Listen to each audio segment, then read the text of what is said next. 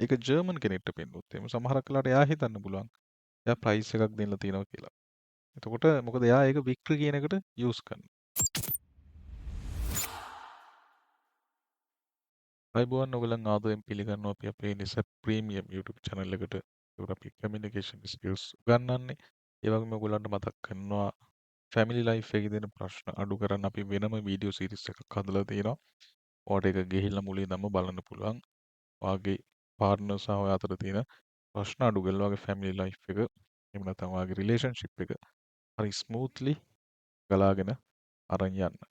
ඉතින් අපි අද ලෙසන් එකට යන් අපි දැන් කතා කරේ මේ ගොඩාක් රටවල් වල ගොඩාක් සංස්කෘතියන් වල පාවිච්චි වෙන common gestures තුනක් පිළිබඳව. එතකොට ඒකෙදි පළවෙනි එක ring gesture එක අපි කතා කරා. දෙවෙනි එක thumb up එක අපි කතා කරා. දැන් අද අපි කතා කරන්නේ අපි තුන්වෙනි gesture එක පිළිබඳව. අපි ලෙසන් එකට යමු. ඒතකොට අපි අද කතා කරන්නේ මොකක්ද? අපට පේනවා මෙතන මේ ඉන්න කෙනා. ඔයගොල්ලෝ දන්නවද මේ කවුද ඉන්නේ කියලා? මෙයා තමයි වින්ස්ටන් චර්චිල්. ඔයගොල්ලෝ අහලා ඇති. ඒතකොට මෙයා එංගලන්තේ හිටපු කෙනෙක්. ඉතින් දැන් මෙයා මොකක්ද මේ පෙන්නගෙන ඉන්නේ? ඔයාලට පේනවා මෙන්න මෙතන තියෙන මේ එයාගේ හෑන්ඩ් ජෙස්චර් එක. එතකොට V sign එක. ඔයාලට පේනවා. මේක ඔයගොල්ලෝ ගොඩක් ඇඩ්වර්ටයිස්මන්ට් වලත් දැකලා තියෙනවා. එතකොට මේ V sign එක. ඉතින් මේකෙදි අපි කතා කරන්නේ මොකක්ද මේ V sign එකෙන් කියවෙන්නේ. එතකොට මේ ගොඩක් රටවල් වල මේ V sign එකේ අදහස කොහොම වෙනස් වෙනවද? ඉතින් ඔන්න ඔක තමයි මේ සෙෂන් එකේදී අපි කතා කරන්නේ. ඉතින් මේක කියනවා මේ this sign is common in Australia. මේක ඕස්ට්‍රේලියාව වල හරි common කියලා. එතකොට New Zealand. It was a Great Britain and carries an obvious interpretation. එතකොට වින්ස්ටන් චර්චිල් මේක පොපියුලරයිස් කළා ජනප්‍රිය කරලා තියෙනවා. victory. එතකොට මේ V අකුර වගේනේ. දැන් මේක ඔයගොල්ලෝ අහලා ඇති. දැන් V කියන එකකින් අර තව එකක් ප්‍රොඩක්ට් එකක් ආවා කාන්තාවන්ට. එතකොට ඒ වගේම දැන් මේක V කියන එක victory. එතකොට මේ වින්ස්ටන් චර්චිල් මේක පොපියුලරයිස් කරලා තියෙනවා සමාජය අතරතුර. victory කියන එක අදහස. ජයග්‍රහණය කියන එක. ඉතින් මේක සෙකන්ඩ් වර්ල්ඩ් වෝ එකේදී තමයි එයා කරලා තියෙන්නේ. හැබැයි එයා මේ කරපු එකේදී එයාගේ මේ පාම් එක ගත්තොත් එහෙම පාම් එක එළිය පැත්තට තමයි දිස් වෙන්නේ. පාම් එක එළිය පැත්තට දිස් වෙන විදිහට තමයි මෙයා කරලා තියෙන්නේ. palm facing out.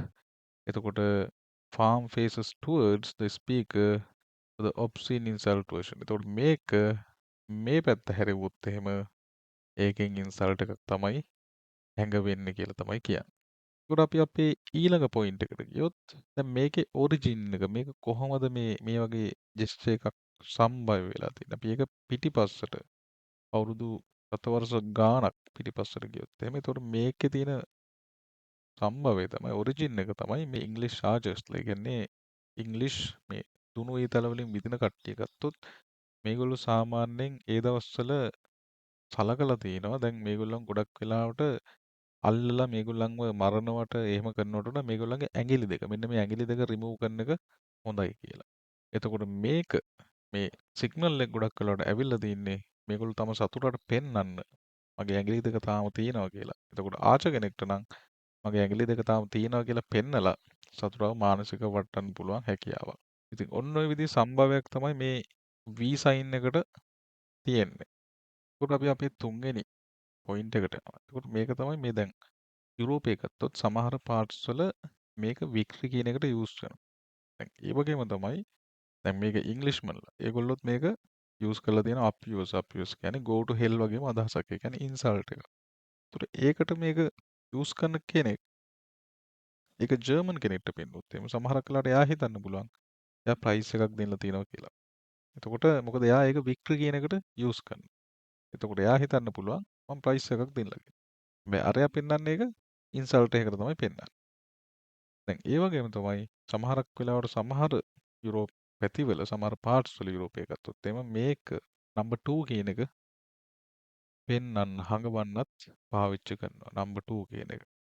එතකොට සාමාන්‍යයෙන් බාර් එකකට ගිහිල්ලා බාරෙන්ඩර් කෙනෙක්ට කිව්වොත් එහෙම මේක පෙන්නුවොත් එහෙම එතකොට සමහරට එයාට ඉන්සල්ට් එකක් විදිහට මේක පෙන්වන්න පුළුවන්. හැබැයි එයා හිතන්න පුළුවන් ඔයා මේ බියර් මග් දෙකක් ඉල්ලනවා කියලා. මොකද එයා හිතන්නේ මේක දෙක කියලා. ඉතින් ඔන්න ඔය විදියට මේ වගේ ගත්තොත් එහෙනම් මේ ජෙස්චර්ස් ගොඩක් වෙලාවට පාවිච්චි වෙන ජෙස්චර්ස් තුනක් තමයි ඔය රින් ජෙස්චර් එක, ඊට පස්සේ thumb up එක සහ මෙන්න මේ V එක palm එක ඉස්සරහට දාලා palm එක පිටිපස්සට දාලා. එතකොට මේ ජෙස්චර්ස් තුන පාවිච්චි කරනකොට අනිවාර්යෙන් දැනුවත් වෙන්න ඕන ඔයා ඉන්න කල්චර් එක මොකද්ද? ඔයා ඉන්න මොන රටේද? එතකොට මේගොල්ලන්ට මේ ජෙස්චර් එක පාවිච්චි වෙන්නේ. ඒක හැඟවෙන්නේ මොන වගේ අදහසක්ද කියන එක. ඒකත් එක්ක අපි අද අපේ මේ ලෙසන් එක අවසන් කරනවා. ඉතින් ඔයගොල්ලන්ට සුපුරුදු විදිහට මතක් කරන අපේ කමියුනිකේෂන් ස්කිල්ස් කෝස් එක සහ අපේ සොස්පෙන් ළමයින්ට තියෙන සෙමිනාර් එක. ඉතින් ඒකත් එක්ක සම්බන්ධ වෙන්න ඔයගොල්ලෝ කැමති නම් ඔයගොල්ලෝ 071 189 562ට කෝල් එකක් දීලා විස්තර දැනගන්න පුළුවන්. ඒකත් එක්ක ආරාධනා කරනවා channel එක subscribe කරන්න සහ ඔයගොල්ලොන්ගේ කමියුනිකේෂන් ස්කිල්ස් ඉම්ප්‍රූව් කරගන්න බොඩි ලැන්ග්වේජ් එක මේ ජෙස්චර්ස් පිළිබඳ නොලෙජ් එක දැන් ඔයා මේ වීඩියෝ සීරීස් එකත් එක්ක රැඳිලා ඉඳලා නම් සෑහෙන්න ඉම්ප්‍රූව්මන්ට් එකක් තියෙන්න ඕන. මොකද අපි ඉතා විශාල වීඩියෝ සංඛ්‍යාවක් මේ වෙද්දිත් කරලා තියෙනවා. ඉතින් ඒකත් එක්ක ආරාධනා කරනවා දිගටම රැඳිලා ඉන්න. ඉතින් අපි එහෙනම් ඊළඟ වීඩියෝ එකෙන් ඔයගොල්ලන්ට සුබ දවසක්.